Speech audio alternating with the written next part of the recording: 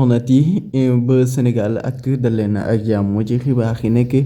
dañ koy door rek levée de fonds bi nga xamante ne si ne nag tey ñoo ngi koy amal ci Sénégal te parti bi nga xam te moom moo di Pastef rek ñoom ñu koy amal mooy levée de fonds bi nga xamante ne si nekk instant bi nii rek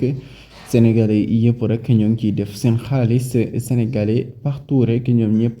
ku nekk rek yow yaa ngi envoyé sa li nga xam si ne moom moo di xaalis ci li nga xamante si ne moom moo di ñuy jiite parti bi ba pare jiite li nga xam ne levée de fonds bi nga xam si ne pour waajal campagne bi nga xam si nag moom mi di président Ousmane Sonko rek ñëpp noona ñëpp ñoo ngi naan du bokk ci élection yi te tey rek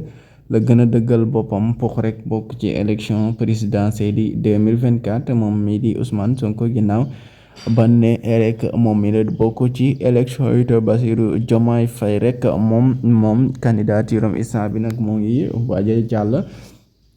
kon nag dañ koy dox rek moom mi moo di Ousmane Sonko levée de fonds bi nga xam si nag moom la ñu amal tey Sénégalais ñoo ngi ci yaakaar nag somb bare wax nag Sénégalais yi ñoom xëy na leen ko dajale ginnaaw ni ko seen naataango yi def